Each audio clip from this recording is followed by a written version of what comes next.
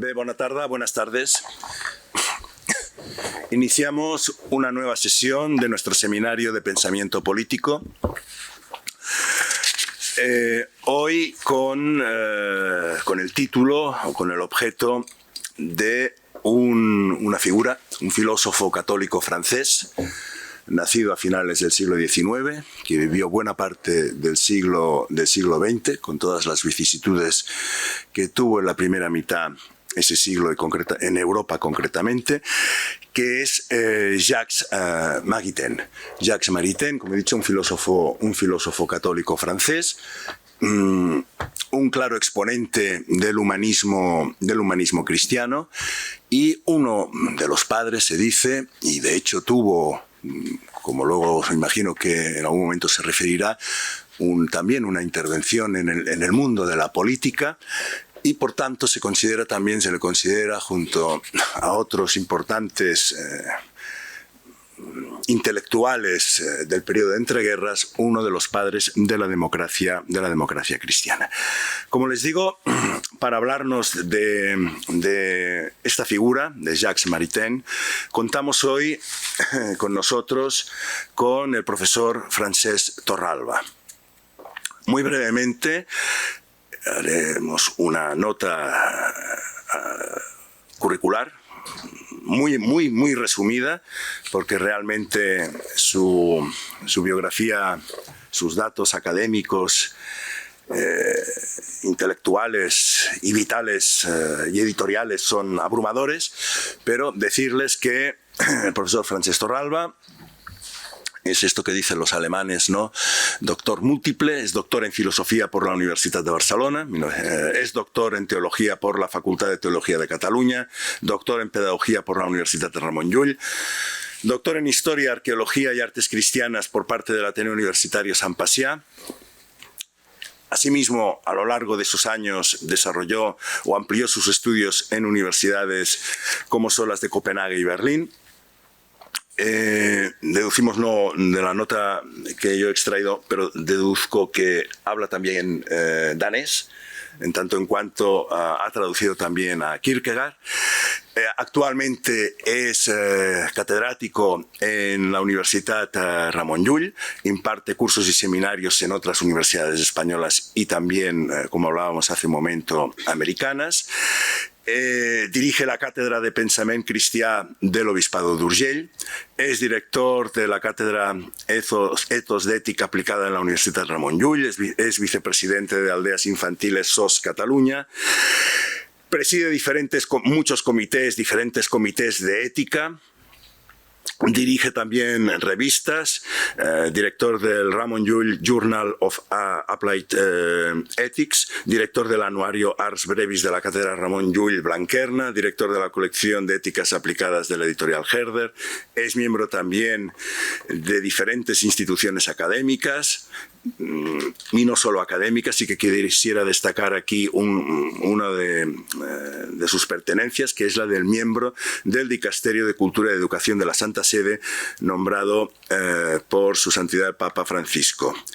Es miembro también del Consejo Asesor de diferentes, como les he dicho, diferentes entidades, entre ellas es miembro del Club de Roma, la Oficina de Barcelona, y es miembro también de la Edith Stein Gesellschaft Österreich y asimismo también colaborador del Instituto Borgia de Bioética de la Universidad Ramon Llull.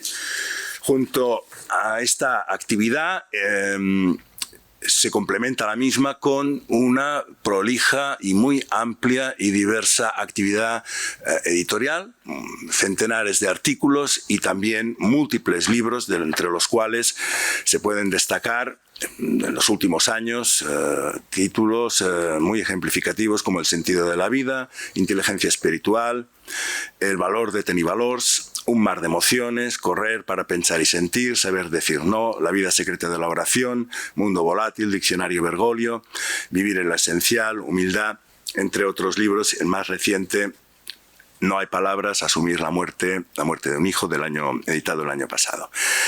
Por tanto, hay muchas más cosas, pero parece que lo podemos dejar aquí.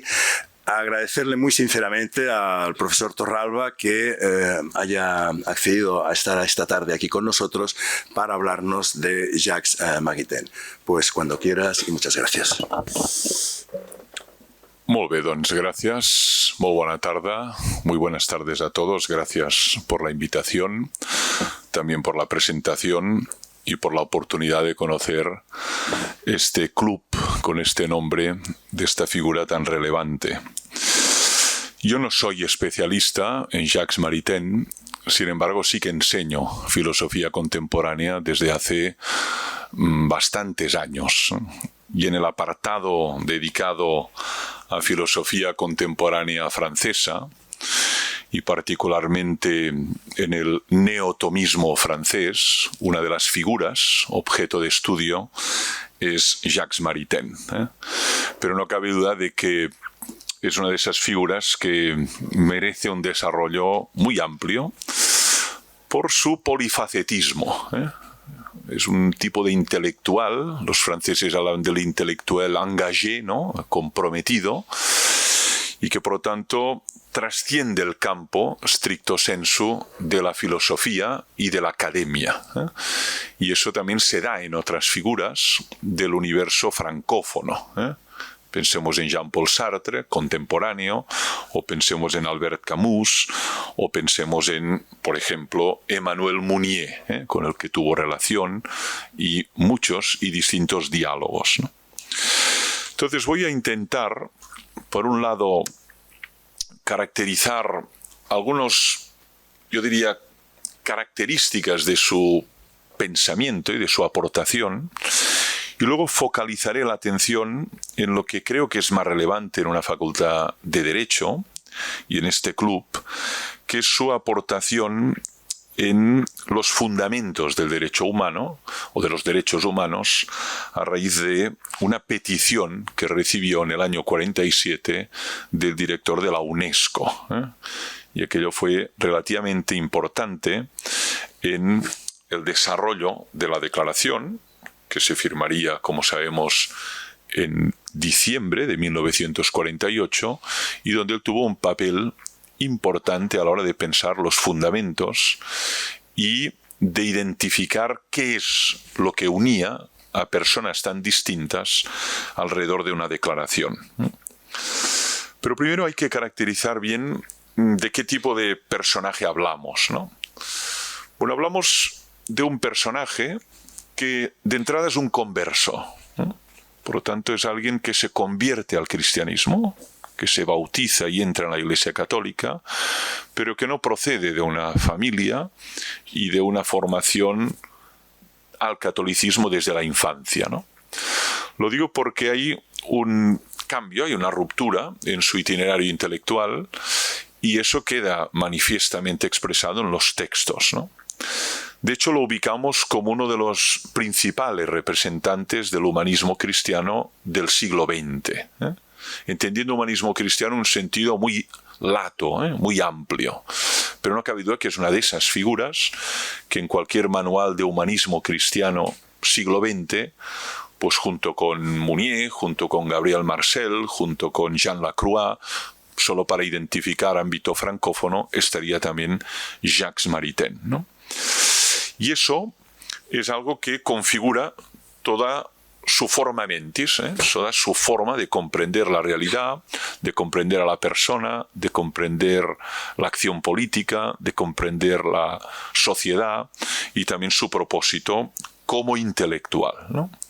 Esta es una primera consideración. Además se convierte y entra en la Iglesia Católica junto con su esposa, Raisa, que ambos tuvieron un papel clave a la hora de aglutinar en torno a su hogar y en torno, pues, a sus vidas a una serie de intelectuales también del mundo francófono, y que además Raisa lo expresa en un libro muy conocido que es Les Grandes Amitiés, ¿no? Las grandes amistades, que lo tenemos en lengua castellana, ¿no?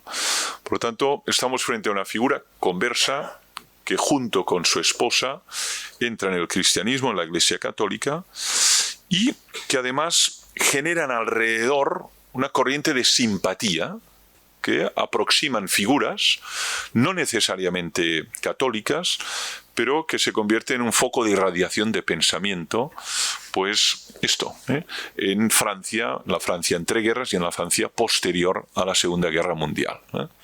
Este hombre muere en el 73, que es el mismo año que muere Gabriel Marcel. Este es un primer dato a considerar.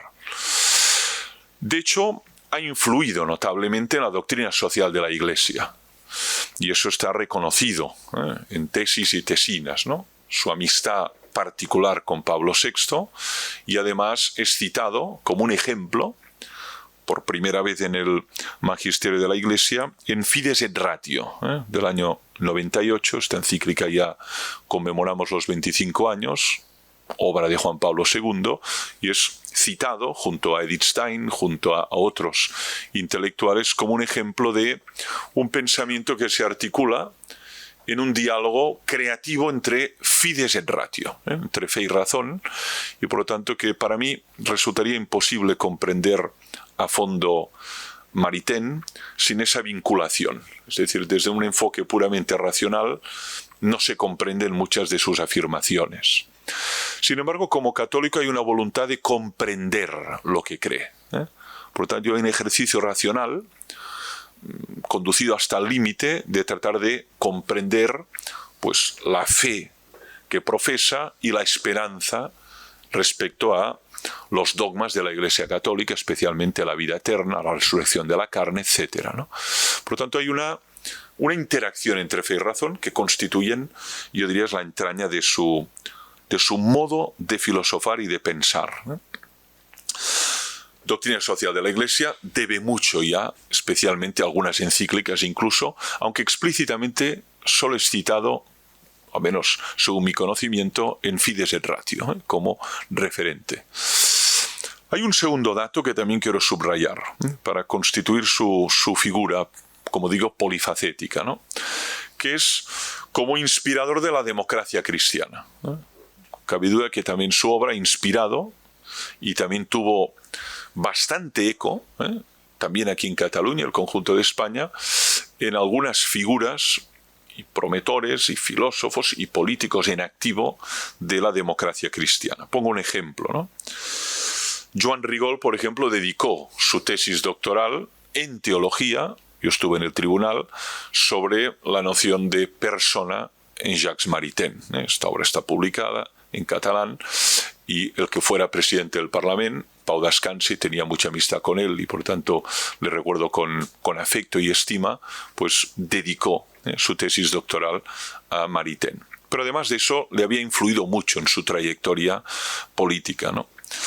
Y dedicó también una tesis doctoral a Maritain, Jordi Giró, que además comparaba Maritain con Carles Cardó, que fue canónigo de Barcelona, conocido por muchas obras, entre otras pues La nit transparent y d'altres, ¿no? Y traductor, cuidado, de Séneca al catalán, lo cual también tiene su interés, ¿no?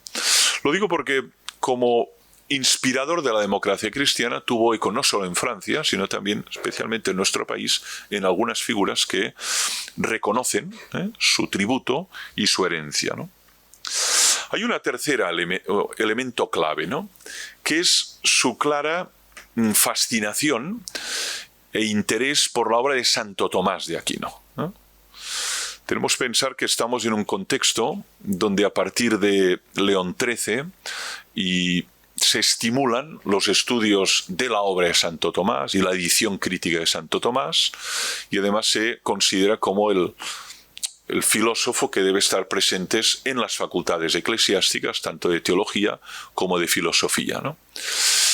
Por lo tanto, en un buen libro de tomismo, Maritain está, pero su tomismo es muy singular, es muy sui generis, ¿no? De tal modo que en los tomistas más estricto sensu, según cómo tienen dificultades en encasillarlo en lo que denominamos el tomismo, lo cual no es extraño, porque hay múltiples interpretaciones y hermenéuticas de Santo Tomás de Aquino, pero lo pongo con un ejemplo, ¿no?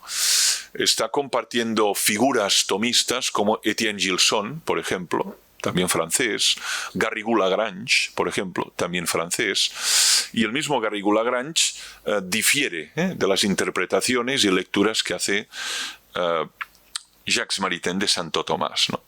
Lo digo porque esto pasa también con otra figura que esta sí que estudia a fondo, dediqué mi tesis doctoral en pedagogía, que es Edith Stein, ¿no? Y además forma parte de la Edith Stein Gesellschaft Österreich, ¿no? De la sociedad austríaca Edith Stein, ¿no?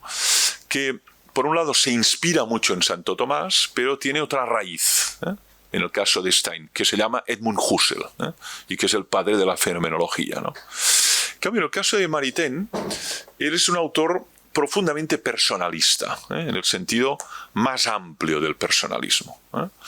Entonces, ¿qué ocurre? Que los personalistas lo consideran demasiado tomista, y que los tomistas lo consideran demasiado personalista. Son estas figuras puente, híbridas, que acaban en tierra de nadie. Esto, en el caso de Stein, es algo muy visible, ¿no? Porque los fenomenólogos stricto sensu no la consideran como una discípula, digamos, ortodoxa de la fenomenología de Husserl, pero por otro lado los tomistas consideran que Stein tiene muchos elementos de la fenomenología y por lo tanto, stricto sensu no está en la nomenclatura, ni en la terminología, ni en el modus operandi de Santo Tomás de Aquino. En cualquier caso es una fuente de inspiración, y aquí sí que hay discusión entre los especialistas en qué punto difiere o está claramente con afinidad con Santo Tomás de Aquino. Pero es una de las fuentes de inspiración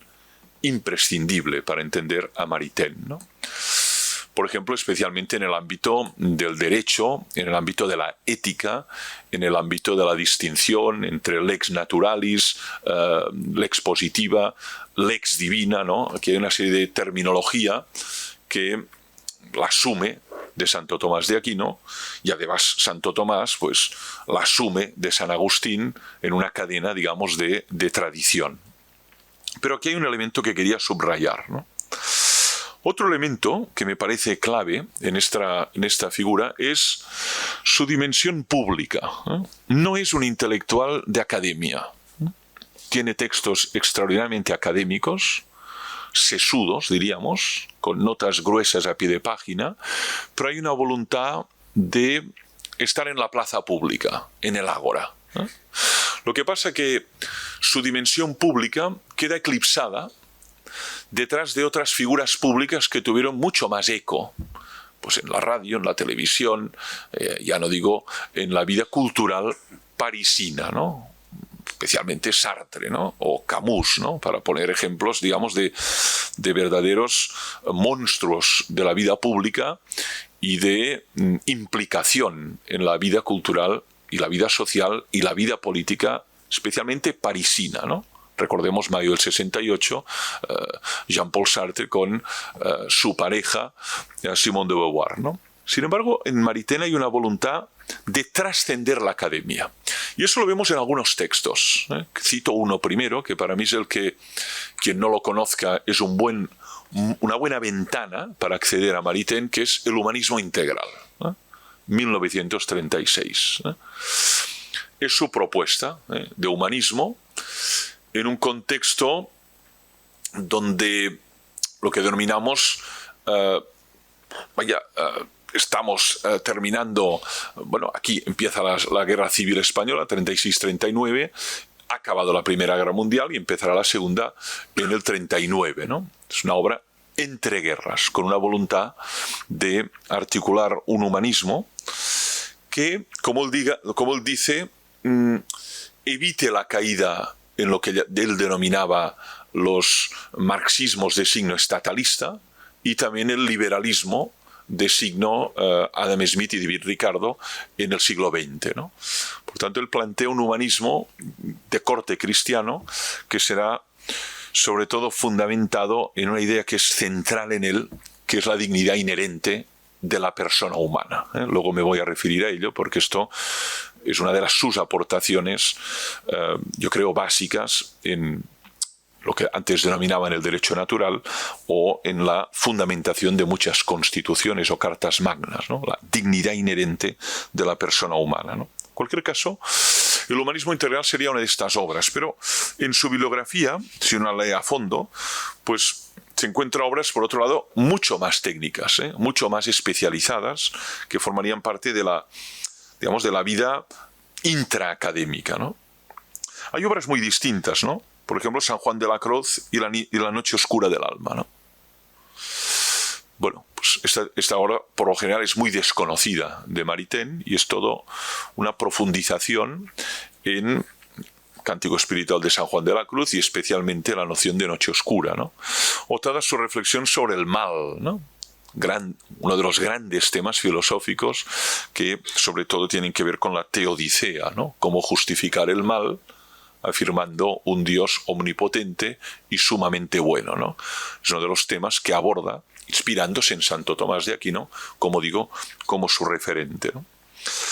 Por lo tanto, es un intelectual engagé que además de tener una vida, digamos, intraacadémica y reflexiva, tiene una voluntad de proyección pública y de llegar al ágora pública con aportaciones que no coinciden ni con el existencialismo ateo, ni con el estructuralismo de Lévi-Strauss, ni por supuesto con el marxismo, digamos, hegemónico de su entorno, ni con el liberalismo, ¿no? Introduce ahí, digamos, un planteamiento cuyo fundamento es el humanismo cristiano, ¿no? Que ahora intentaré describir, ¿no? ¿Cómo lo concibe? ¿Cómo lo concibe, no? Él, cuando habla de humanismo cristiano, primero tenemos que subrayar qué es humanismo para él, ¿no? Que es una de estas palabras que ocurre con muchas, ¿no? Que de tanto uso y abuso puede resultar una palabra vacua. Decir, ¿esto qué significaba al principio? Esto pasa con dignidad, exactamente con dignidad, ¿no? O con expresiones morir dignamente o vivir dignamente, ¿no? ¿Usted qué dice exactamente cuando dice esto? Lo puede precisar porque adquieren un valor muy polisémico, ¿no? Quiero recordar que 10 años después aparecerá, pues, Cartas sobre el humanismo de Martin Heidegger y aparecerá el existencialismo, es un humanismo de Jean-Paul Sartre. Estamos hablando del 46 y del 47, terminada ya la Segunda Guerra Mundial, ¿no? En cambio, el texto de Maritain es anterior, es en el 36, y es el humanismo integral. Este es el texto que tenemos también traducido en español. ¿Qué entiende por humanismo? Pues entiende una idea que es muy común a los humanismos, incluso al humanismo ateo.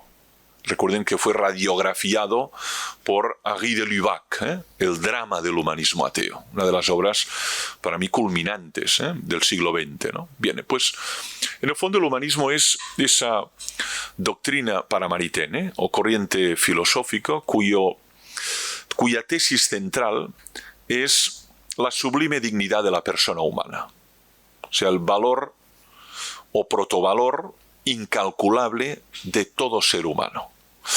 Digamos, es marcar la diferencia o la distinción de la superioridad ontológica y, por lo tanto, el respeto que merece y la diferencia respecto a las otras entidades de lo que Maritain llama la creación, alguien llamaría del cosmos o del mundo. En este sentido defiende como una escala de los seres, lo cual es genuinamente fiel a Santo Tomás de Aquino, que es el mundo no es un todo homogéneo de realidades idénticas, sino que hay realidades que tienen más valor que otros. Y la realidad que tiene más valor en el conjunto de la creación es la persona humana. La pregunta es ¿por qué? Esa es la pregunta. Pero en cualquier caso esto es humanismo. Por tanto, no un plano de equidad, sino un plano de jerarquización, ¿no?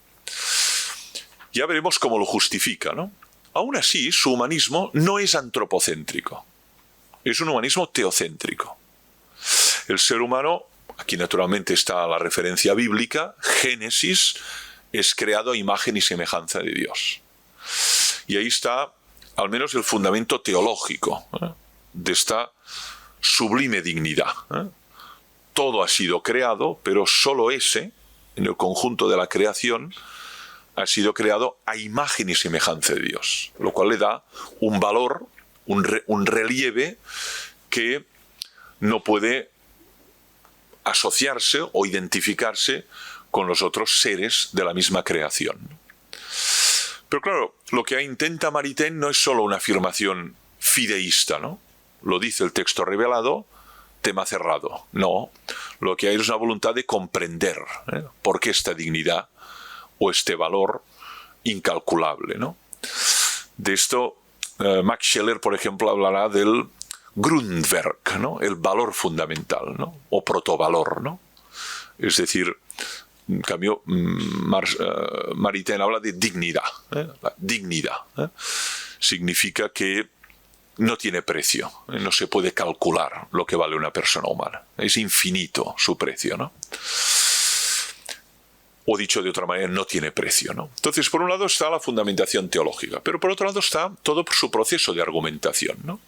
Que tiene que ver con las propiedades, es decir, las características de ese ser humano y una serie de capacidades que le habilitan para un tipo de funciones, actividades que solo observamos en ese ser, ¿no?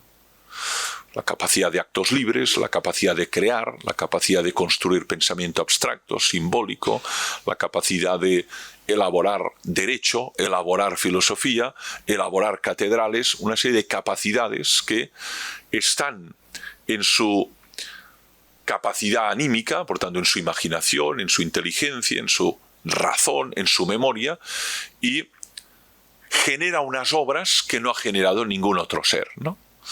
Es aquel principio de que opere sequitur esse, ¿no? La obra sigue al ser, ¿no? Por tanto, por sus obras les conoceréis, ¿no?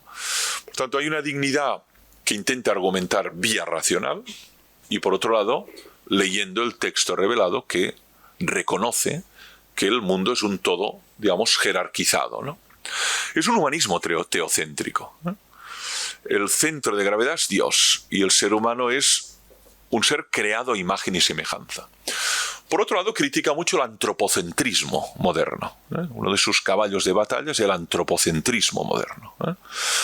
Que considera que el centro de gravedad, la cúspide, el fundamento es el anthropos, ¿no? Y por otro lado dice, no, el centro es Dios, ¿eh? Y el ser humano es imagen y semejanza de este Dios, ¿no?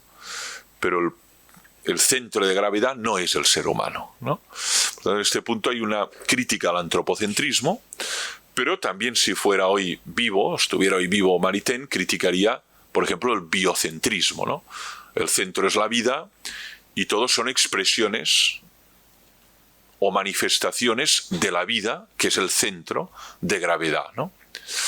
Y naturalmente criticaría con vehemencia cualquier propuesta de reconocer derechos a seres no humanos, ¿eh? Tanto, el animalismo sería un caballo de batalla para Maritain y lo sería incluso teorías que consideran ya la posibilidad de reconocer derechos a máquinas dotadas de inteligencia artificial, ¿eh? El sujeto de derechos para Maritain es la persona humana, ¿eh? Es el sujeto de derechos y es también el sujeto de deberes, ¿eh? Es quien puede desarrollar deberes y a quien le debemos reconocer derechos fundamentales que quedan reconocidos en la Declaración del 48 en los 30 artículos, ¿no? Que inspiran las cartas magnas de tantos países, también de la Constitución del 78 de nuestro país, todavía vigente a día de hoy, ¿no? ¿Qué es más el humanismo antropocéntrico? Otro elemento que subraya, ¿no? El valor de la comunidad, ¿eh? El ser humano sin la comunidad no puede desarrollarse. Esto contra el individualismo o contra el liberalismo o el ultraliberalismo, ¿no? Somos gracias a la comunidad, ¿no? Aquella afirmación del self-made man para Maritain es un absurdo, ¿no? Es decir, nacemos del seno de una mujer, nos construimos en comunidad y gracias a esta comunidad podemos desarrollar nuestras habilidades, capacidades, ¿no? La comunidad para Maritain es constitutiva del ser humano, es decir, no es un añadido, no es un elemento accidental, es sustantivo, ¿eh? Es decir, si usted al nacer le dejan encima de esta mesa y nadie le cuida, nadie le atiende, se muere, no sobrevive. dada su fragilidad, dada su vulnerabilidad, ¿no? Si no es cuidado, acogido por una comunidad, la familia nuclear o en su defecto otra, de sustitución, este ser humano no puede desarrollarse. En esto hay una coincidencia muy, muy intensa con Emmanuel Mounier, muy intensa. Por eso hablamos del personalismo comunitarista, que es el factor comunidad. Y por tanto él da mucho valor a la comunidad y el bien común, que es otro de los conceptos nucleares en su filosofía política y su filosofía social, ¿no? La filosofía política y social de Maritain debe tener como centro de gravedad el bien de la persona humana y su desarrollo. No al revés, es decir, la ciencia, la técnica, el Estado al servicio de la persona, las instituciones. Hoy hablamos del paradigma centrado en la persona. Hablamos de eso en educación, hablamos de eso en salud, hablamos de eso en servicios sociales. Bueno, esto es el humanismo de Maritain. Todo al servicio de la persona. Y, por otro lado, al bien común, que no es la multiplicación de los bienes individuales, ¿no?, sino el bien para esa comunidad, aunque su desarrollo tenga como efectos ciertas renuncias personales o sacrificios personales, ¿no? Pero el concepto de bien común es muy presente en su filosofía política y social, ¿no? Hago un paso más y es esta aportación en el 47. El 47 es, como saben muchos de aquí, es la cocina de los derechos humanos. La ONU se crea en el 45, hay una experiencia de verdadera tragedia, 6 millones de personas en las cámaras de gas, ¿no?, múltiples daños de todos los sentidos. Y por lo tanto hay la experiencia de decir, esto no tiene que pasar nunca más. Aquello que en alemán dicen, nie wieder Krieg, nunca más guerra. Nie wieder Krieg, ¿no?, nunca más guerra. Vale. Vamos a crear la ONU para intentar resolver los conflictos entre naciones y estados a través del diálogo, del consenso, de la negociación, en definitiva de la palabra, el logos, ¿no? Bien. Entonces la UNESCO encarga a Maritain que junto con otros intelectuales reflexione sobre los fundamentos de la Declaración Universal, ¿no? Esto es en el año 47. Y es muy interesante, todo eso lo tenemos publicado en las actas, es conocido, hay tesis y tesinas sobre el back office de la declaración, ¿no? Claro, en este grupo había personas como Aldous Huxley, por ejemplo, el autor de Un Mundo Feliz, ¿no?, 1932, ¿no?, A Brave World, ¿no? O había figuras como Benedetto Croce, ¿no?, claro, el reconocidísimo jurista italiano, ¿no?, omnipresente en las facultades de Derecho de Italia, ¿no?, Benedetto Croce, ¿no?, y otras figuras, ¿no?, muy distintas, creyentes, no creyentes, liberales, no liberales, digamos, de pelajes y tribus, ¿no?, políticos, sociales y religiosas distintas, ¿no? Incluso fue convocado Mahatma Gandhi, que no asistió a las reuniones, pero sí que mandó una carta, ¿eh? Está muy estudiada. A mí me inspiró mucho esa carta, ¿eh? Mahatma Gandhi ya había conseguido lo imposible, que era la liberación de la India del colonialismo británico, sin utilizar la violencia, subrayo, ¿eh?, a través de la no violencia, la desobediencia civil, las huelgas de hambre, y consiguió algo que, bueno, que todos diríamos que era imposible, cómo liberar la India del imperio de Gran Bretaña, ¿no? Y sin embargo lo consiguió. Era ya un referente espiritual, ¿no? Y por otro lado, del mundo oriental, por lo tanto el hinduismo, ¿eh? Gandhi era de tradición hindú, aunque también quedó fascinado por el cristianismo, un momento en su vida que dudó, como se reconoce en algún texto autobiográfico, especialmente seducido por las bienaventuranzas y el sermón de la montaña, que le cautivó de qué manera, ¿no? Y hace un breve comentario a las bienaventuranzas, ¿no? En cualquier caso, hindú, crítico con algunos aspectos del hinduismo, sociedad de las castas, por ejemplo, pero hindú. No participó, pero mandó una carta. Y en esta carta dice: de mi pobre e ignorante madre, la madre de Gandhi era analfabeta, Gandhi en cambio estudió Derecho, como saben aquí, estuvo en Inglaterra, era un hombre formado, ¿no? Aprendí que solo podemos reivindicar derechos si cumplimos con nuestros deberes. Caramba, qué frase tú. Qué frase tú. Solo podemos reivindicar derechos si usted cumple con sus deberes.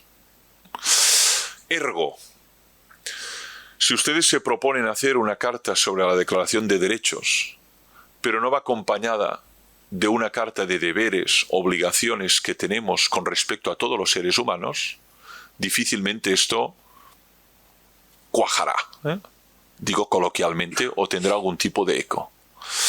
A mí me interesó tanto esta carta, y creo que tiene tanta razón Gandhi, que titulé un libro así: ¿Y si la mare de Gandhi tingués raó? Exactamente así, hace muchos años, más de 20 o 25 en mi bibliografía, ¿no? Porque realmente, digo, a ver si dio en el clavo, ¿no? Y de hecho no ha sido posible hacer una declaración de deberes humanos. Se intentó en el 98, justamente en la celebración de los 50 años, ¿no? Pero no triunfó, fracasó, ¿no?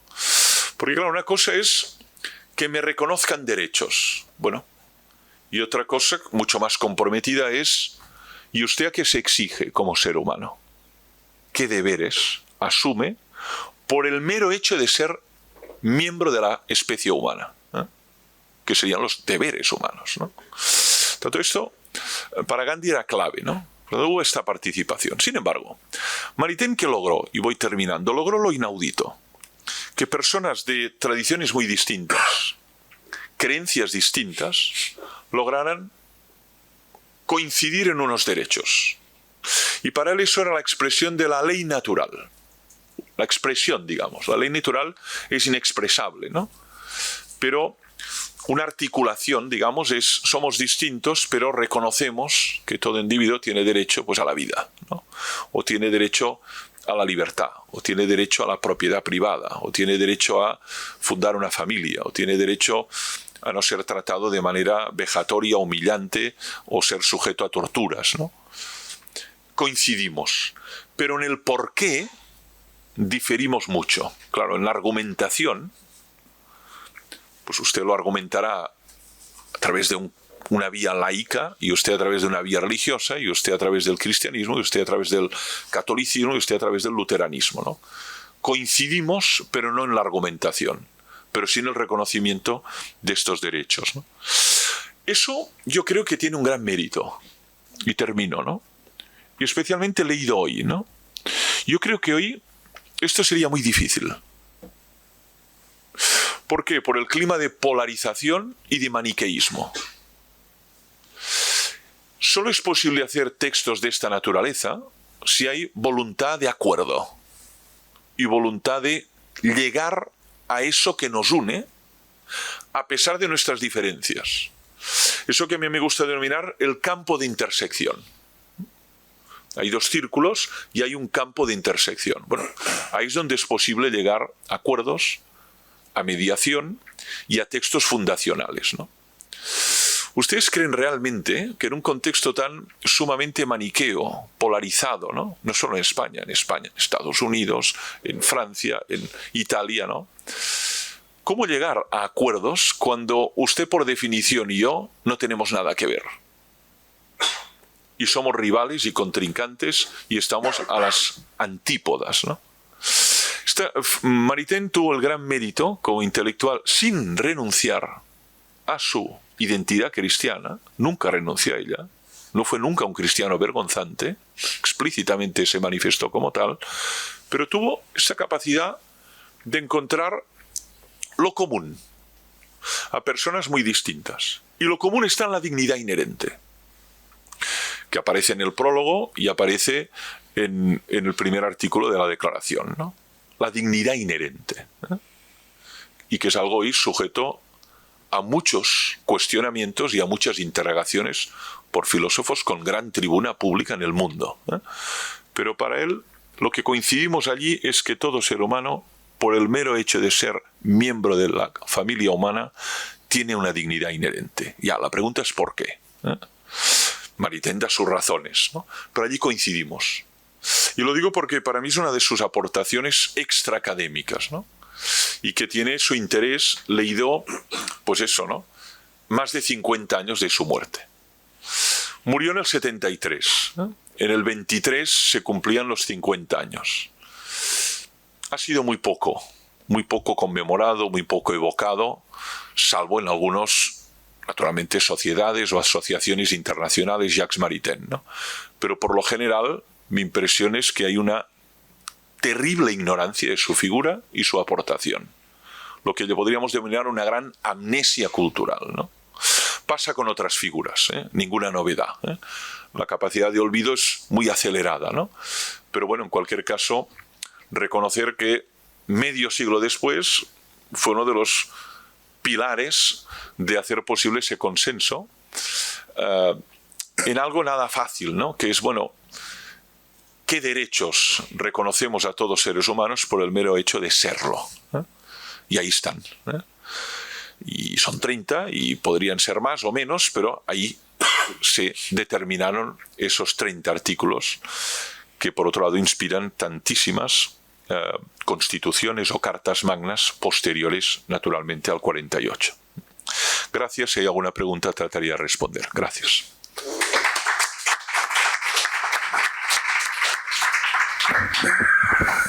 Muchas gracias al profesor Torralba por esta magnífica síntesis de lo que es la biografía intelectual y humana de Jacques Maritain. Tenemos unos minutos por si hubiera... Perfecto, si quiere, sí, perfecto. Ya conocen que, por favor, como se está grabando, acceden al micro de allí. Gracias.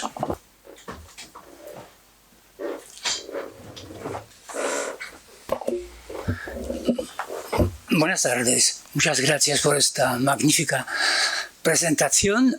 Yo le quería hacer una pregunta al respecto a uno de los personajes con que se ha cruzado en su vida, Maritain, que es Saúl.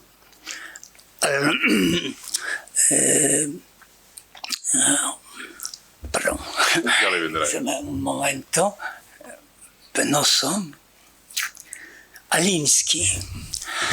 Saúl Alinsky es inspiración filosófica para Obama. Community Organizer de Chicago, donde hace en los años 30 su aproximación a la vida pública Alinsky y que repite Obama en los años 70 y 80. Y un detalle de esta amistad que les une es una afirmación, una dedicación en el libro de Alinsky, Las reglas para hacer la revolución. El libro dedica a Lutero, a Lucífero. Entonces, en la que sigue a mi inspiración, uno que se enfrenta con el poder. Naturalmente, en el debate estadounidense, esta dedicatoria causó así contenéis aquí. Entonces, cuando hacemos las preguntas, ¿quién gobernó en Casa Blanca en el tercer mandato? Dicen que Obama, que no ha dejado nunca ser presidente. Este presidente que dio su inspiración en Lucífero. Les unía una amistad duradera, reflejada en muchos textos. ¿Qué reflexión, qué explicación encuentra para este detalle? Muchas gracias. Es una hipótesis que planteo, ¿no? Pero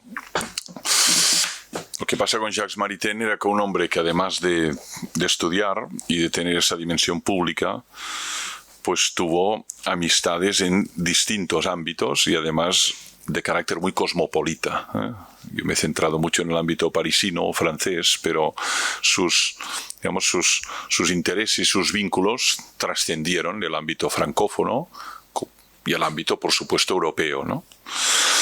Yo creo que Maritain no es un revolucionario, es un reformador y cree enormemente en el poder, que eso también le viene de la tradición cristiana, ¿no? La capacidad, digamos, de maldad que tiene el ser humano, ¿no? No es un ingenuo, no es un rusoniano, ¿eh? No es un rusoniano, para nada, ¿eh? Por tanto, la idea de la maldad personificada en Lucifer o personificada en la figura, digamos, diabólica o demoníaca, es algo que él no descarta, ¿eh? Que pueda operar y pueda actuar a través de las personas, a través del poder, a través de los que gobiernan, etcétera, ¿no? Y de hecho él, en el texto que citaba, ¿no?, que es este texto de la permisividad del mal, distingue entre el mal y la maldad, ¿eh? De mal habla en la definición de Santo Tomás como la privación de bien, ¿eh?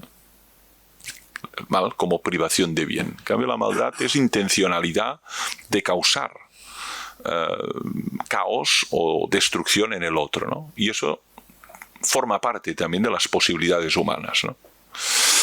Entonces yo creo que él es un personaje que es consciente de que el ser humano es falible, de que el ser humano puede tener esa tendencia hacia el mal.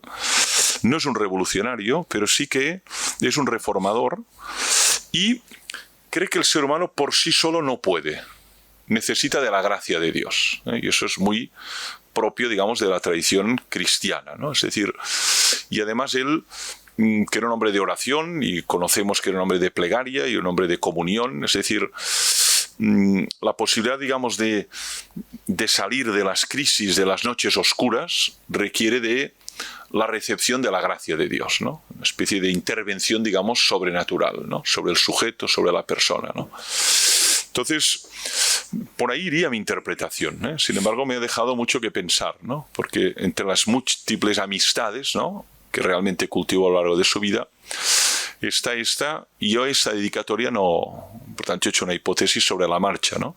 Pero creo que aquí habría algunas claves, ¿eh?, para entender, ¿eh?, su visión de la maldad, su visión del poder y su voluntad de transformar el mundo, pero no es un pelagiano, todo depende de nosotros, no. Nosotros tenemos que dar el máximo, pero Dios actúa a través de las personas que actúan de buena voluntad y que miran de mejorar la vida de las personas, ¿eh? Más elementos, si lo...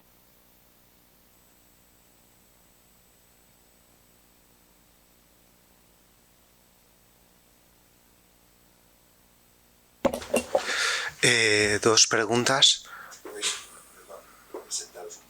Sí, Rafael, exalumno del profesor Torralba. Dos preguntas. Yo no conozco mucho la obra de Maritain, entonces me interesa el tema del mal, y como Maritain es cristiano, reflexionó también sobre el origen del mal, el pecado original concretamente.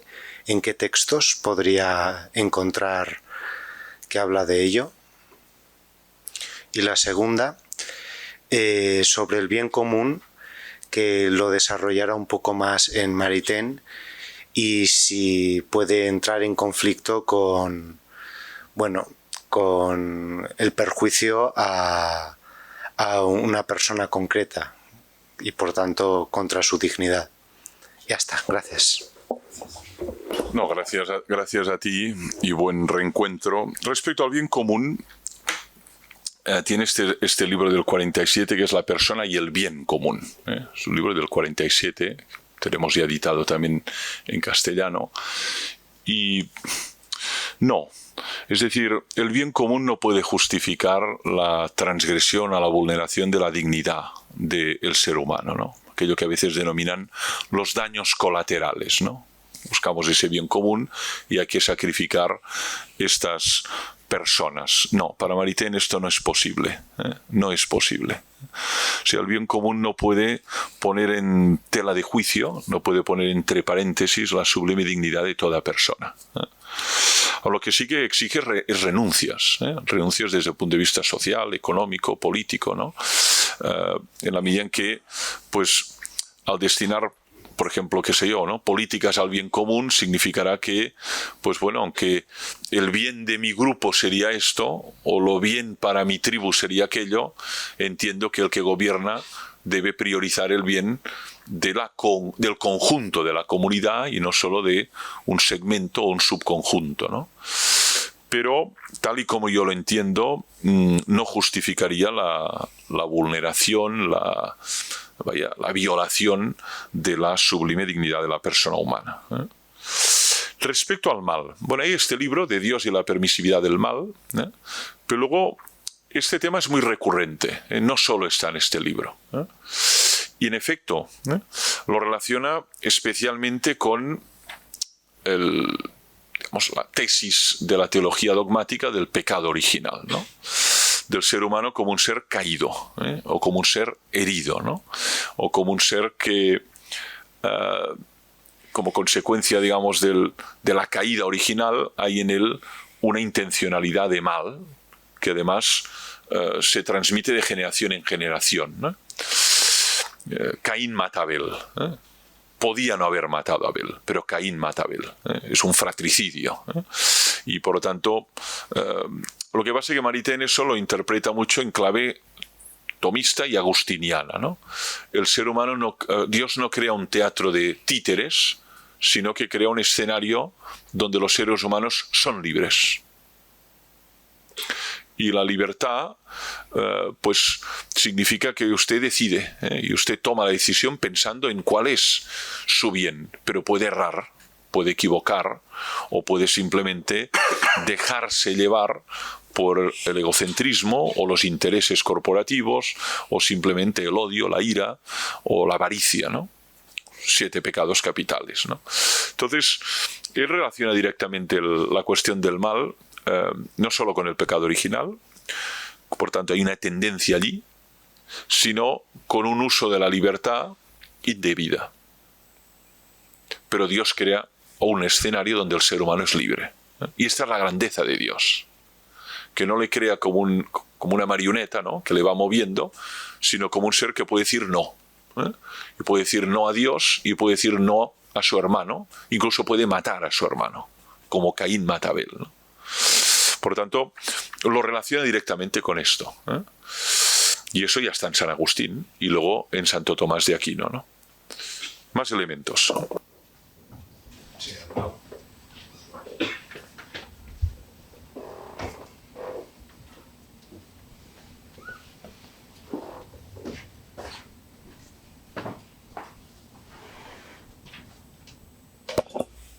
Muchas gracias, profesor Torralba. Soy Arnau Guasch, abogado del club.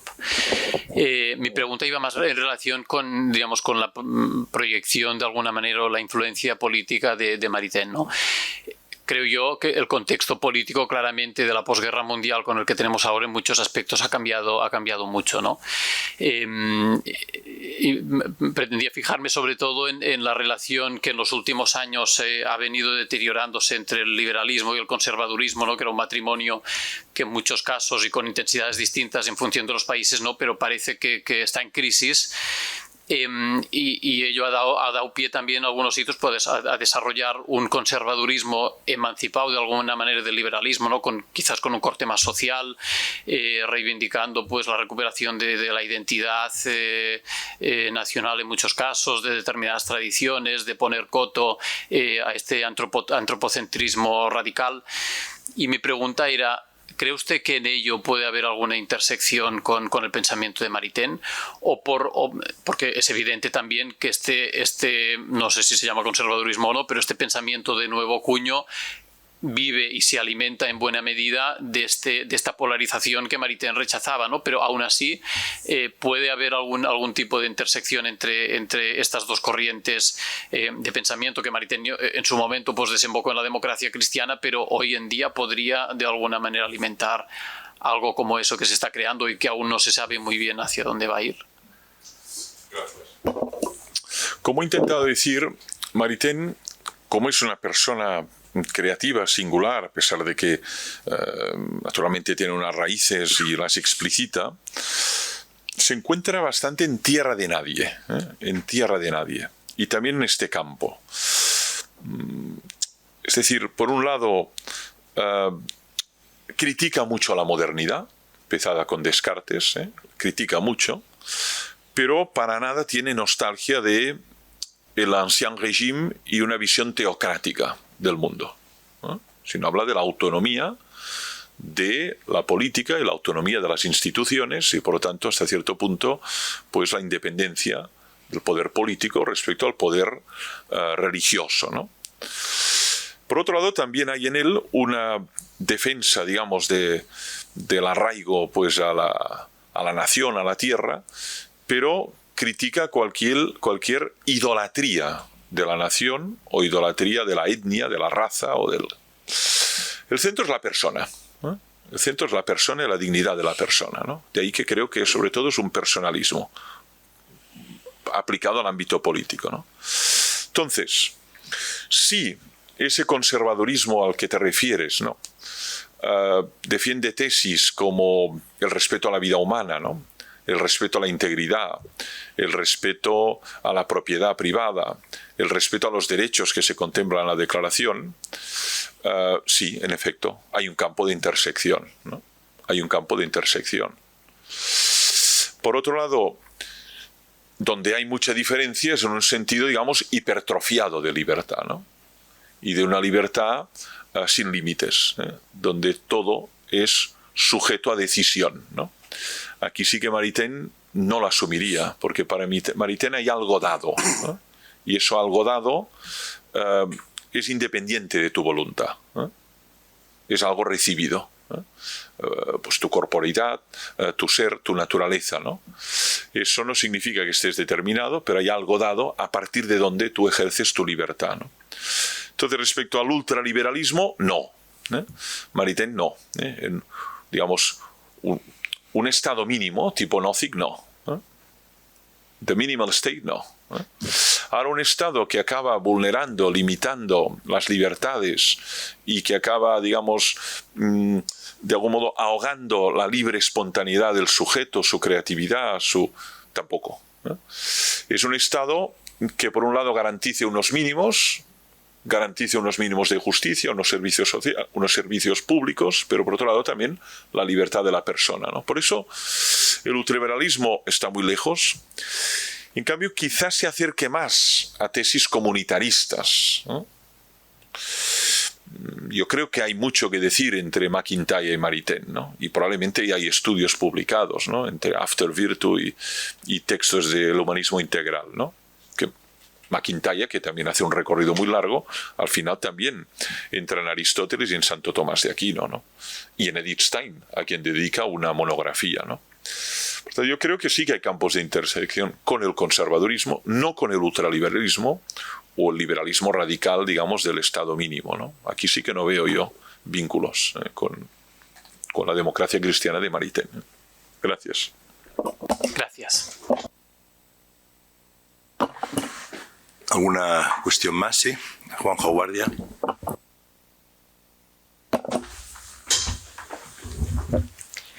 Bueno, muchas gracias, profesor Torralba, por la intervención que tanto me ha gustado.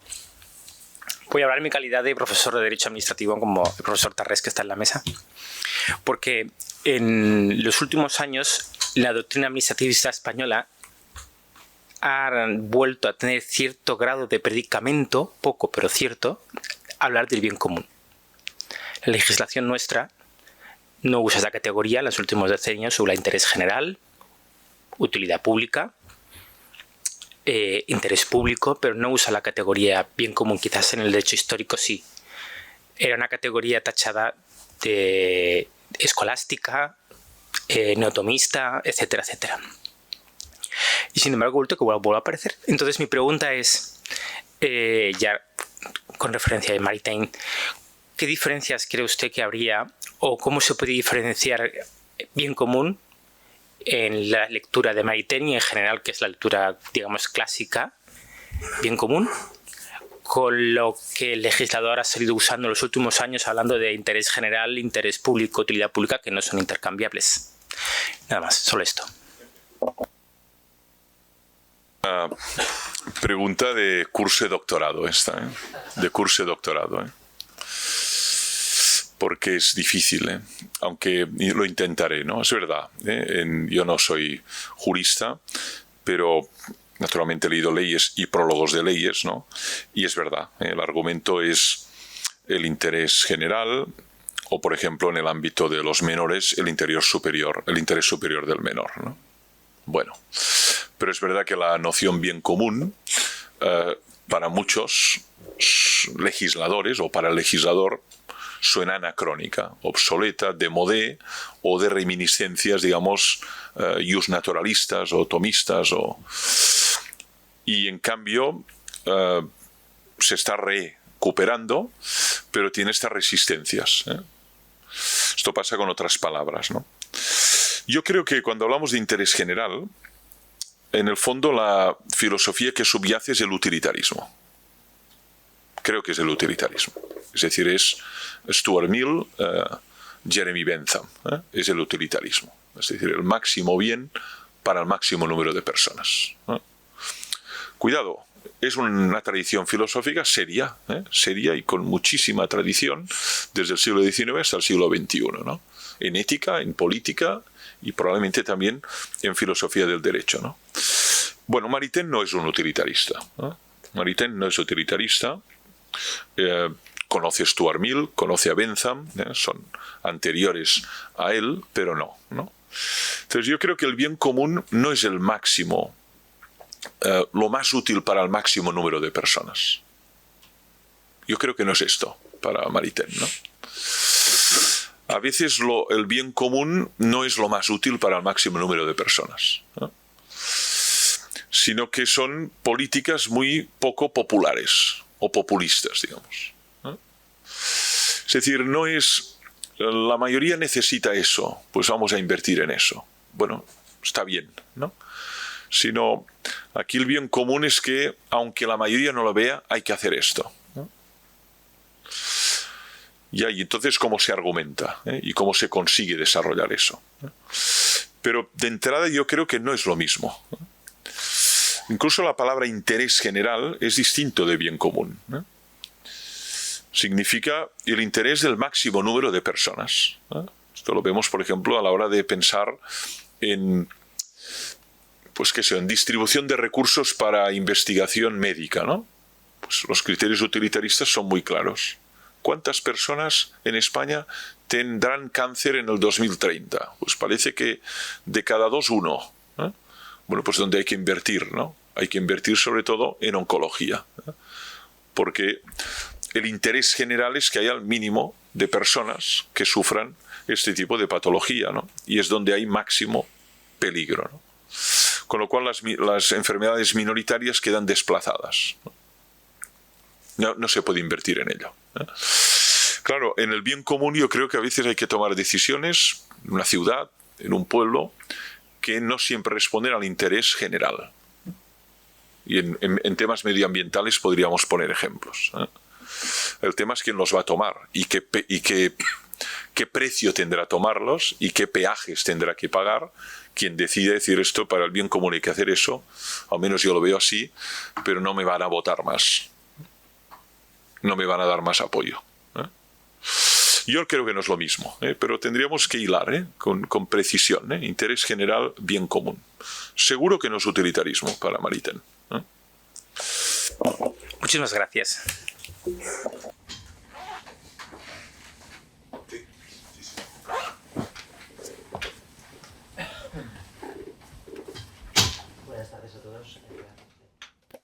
Buenas tardes a todos. Gracias, profesor Torralba, por su brillante exposición y gracias a los organizadores.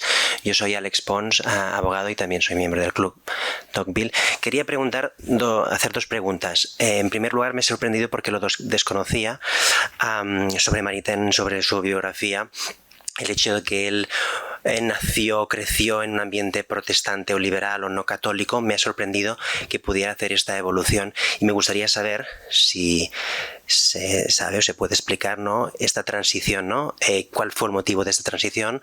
Si, por ejemplo, fue pues alguna relación sentimental o fue alguna relación de amistad o otro elemento que desconozco. Y la segunda pregunta es ya más orientada a la política, sería sobre todo una pregunta, bueno, un poco especial quizá, pero básicamente mi idea es por qué las ideas humanistas cristianas de Jacques Maritain que se han plasmado en lo que es políticamente la democracia cristiana podríamos decir, o al menos en mi opinión, han fracasado a nivel político de forma mundial, podríamos decir, con honrosas excepciones en Alemania y algún otro país, pero ¿por qué si estas ideas que podemos valorar positivamente o compartir los que estamos aquí son buenas o son las correctas, fracasan o no tienen la aplicación que desearíamos? Gracias. Gracias. Respecto a la primera, claro, el tema de la conversión, que lo podemos aplicar a Edith Stein o a Newman o a tantos, ¿no? Para empezar, pues San Pablo, San Agustín, Ramon Llull, ¿no? Siempre es un enigma, ¿eh? Entonces la persona que se convierte, si lo explica, ayuda a comprender qué tipo de procesos generó esta ruptura, porque una conversión es una metanoia en griego, es una transformación radical de la forma de pensar, de la forma de creer, de la manera de ver el mundo, la persona, la muerte, el más allá, y eso cómo se produce, ¿no? De qué manera se produce, ¿no? Entonces, parece que aquí fue clave la relación con Léon Bloy, Léon Bloy, ¿no? Con Y, escritor francés contemporáneo y con el que tuvo muchísima relación y lectura y que pudiera ser un influjo que activara este paso, ¿no?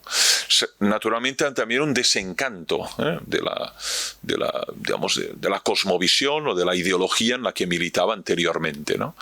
Ese desencanto, esas dudas o esas vacilaciones que no encontraba respuesta, junto con esta figura, podría haber motivado esta transformación, ¿no?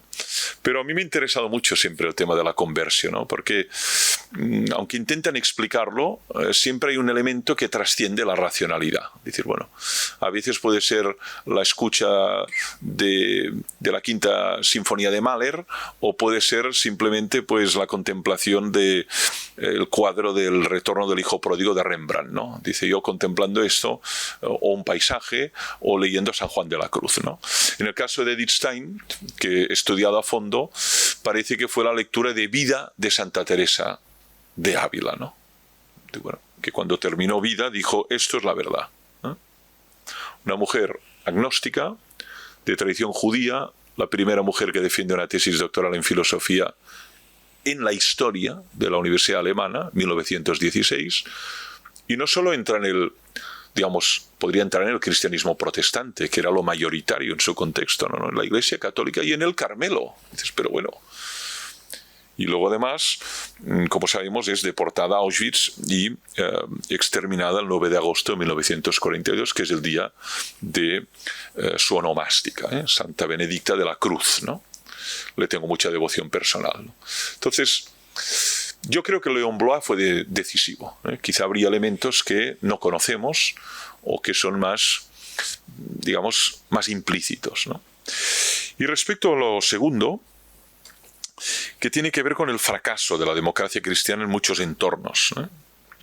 A pesar de sus intentos, pero intentos fallidos, o su poco arraigo, ¿no? Salvo, por ejemplo, pues Alemania, ¿no? CDU todavía reconoce esas fuentes, ¿no? Pero, por ejemplo, en Italia ha tenido un recorrido muy laberíntico, con fracasos múltiples, y en España siempre ha estado en una zona, digamos, donde no ha inspirado partidos distintos, ¿no? Pero, bueno, hay varias razones, ¿no? Una podría ser pues que ha asociado a la democracia cristiana ha habido casos de corrupción, de malas prácticas, de uso indebido del poder, y naturalmente esto produce pues un desencanto y naturalmente una distancia, ¿no? Otra es que no se ha aplicado tal y como estaba en los cimientos filosóficos, ¿no? Y por lo tanto que al final lo que hemos visto es un esperpento, imagen deformada y grotesca de la realidad según Valle Inclán, ¿no? Que eso también lo dicen del marxismo-leninismo, ¿no? Cuando cae el muro de Berlín, 9 de noviembre de 89, pues claro, algunos celebran el final de la historia, Fukuyama, y otros dicen, no, perdona, eso era un esperpento de lo que imaginó Marx.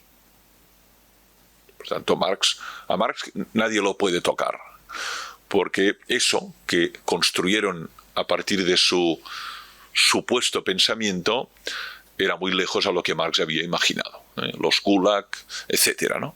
Por lo tanto, y quizá ambas hipótesis no son excluyentes, ¿no? O no se ha aplicado tal y como genuinamente estaba en los textos de los filósofos de la democracia cristiana, o bien su aplicación ha ido muy vinculada a casos de corrupción, malas prácticas, ¿no? Pero naturalmente da que pensar, ¿no? El tema es cómo plantearlo en una situación actual, ¿no? Porque la democracia cristiana, claro, parte del humanismo cristiano y de unos implícitos, ¿no? Y estos implícitos han sido dinamitados, en gran parte en nuestra cultura, ¿no? Por ejemplo, pues el humanismo teocéntrico, claro, una cultura donde Dios o ha muerto o ha sido eclipsado, ¿cómo se sostiene un humanismo teocéntrico, ¿no? Por tanto, hay una serie de elementos que son difíciles de introducir en un contexto o secularizado o muy laicista, ¿no? Y todo eso también tiene sus dificultades, ¿no? De arraigo, de transmisión, de aceptación, ¿no?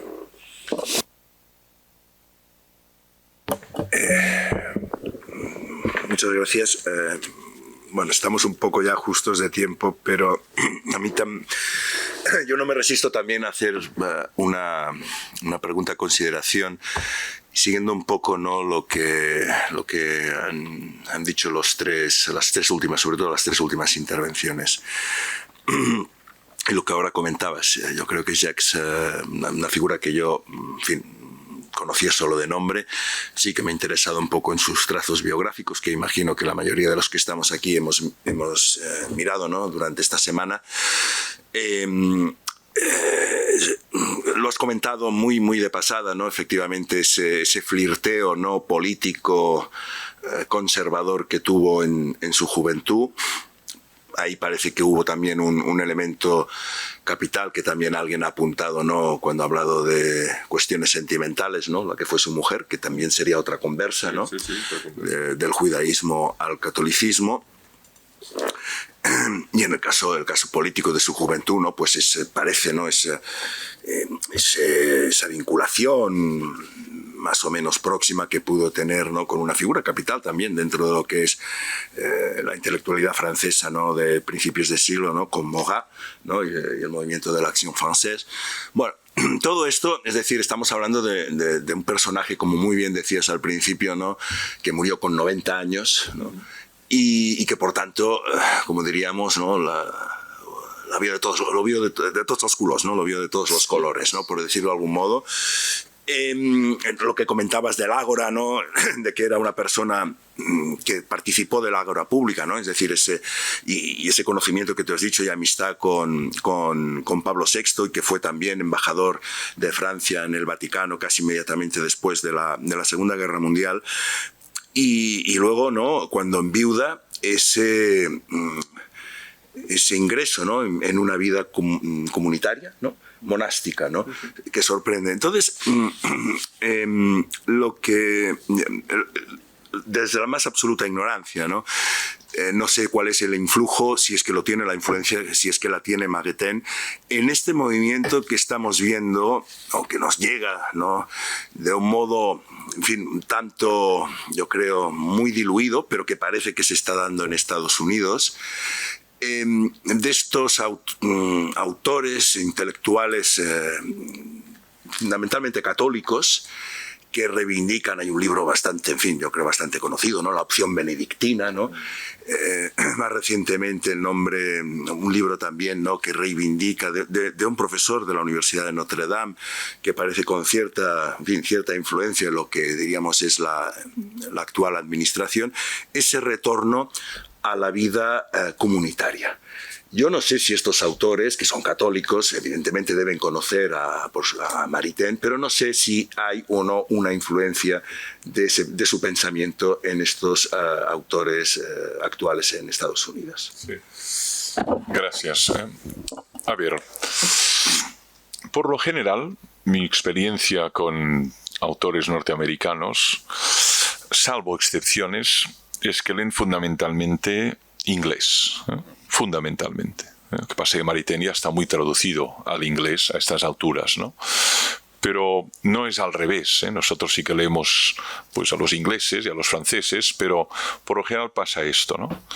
Entonces, yo veo más, especialmente en la opción benedictina y otros, veo más al comunitarismo de MacIntyre, por ejemplo, sobre todo en la última página de MacIntyre, ¿no?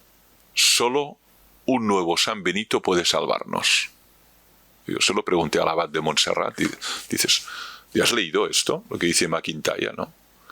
Que los bárbaros, dice, están en todos los sitios y han penetrado en todas las esferas. Solo nos puede salvar un nuevo San Benito. Por tanto, comunidades monásticas con una regla, que es la regla de San Benito de Nursia, que puedan reforestar este bosque que ha sido quemado por los bárbaros, ¿no? Impresionante el final, ¿no? Yo no pongo la mano al fuego que la opción benedictina se construye a partir de esta última frase de MacIntyre, ¿no? Pero es muy significativo, ¿no? Yo creo que no, que Maritain no lo tienen en la primera visión, pero debería cotejarlo con más precisión, ¿no? Yo creo que no, que se mueven más en el comunitarismo anglosajón y norteamericano, más que en autores de, digamos, de cuño francés o germánico, ¿eh? Tengo mi impresión, igual me equivoco, pero me das pista a estudiarlo, y lo voy a hacer porque me interesa mucho poder rastrear si este influjo ha llegado también a estas propuestas ya de una nueva forma de hacer política y de romper con determinados, digamos, inercias, ¿no? Del denominado progresismo, del denominado liberalismo o ultraliberalismo, y eso es lo que se pretende, y como foco, pues la Universidad de Notre Dame es una, ¿no? Hay otros, pues esta es una, como foco intelectual alternativo. Gracias. Pues muchas gracias al profesor Torralba por esta sesión de hoy. Damos por finalizado nuestro seminario, no sin comentar que quedamos todos emplazados ya con una cierta dilación para el 23 de mayo, ya, en fin, bastante después de Semana Santa ya, y pasamos del humanismo cristiano al liberalismo, o más en concreto pasaremos al ordoliberalismo, en tanto en cuanto el seminario versará sobre la figura de Walter Eucken, ¿no? Es decir, el economista alemán fundador de la escuela del ordoliberalismo. Y nada más, muchas gracias, y como cada jueves, los que están aquí presentes pues están invitados a tomar algo ahora en el bar de la facultad. Muchas gracias.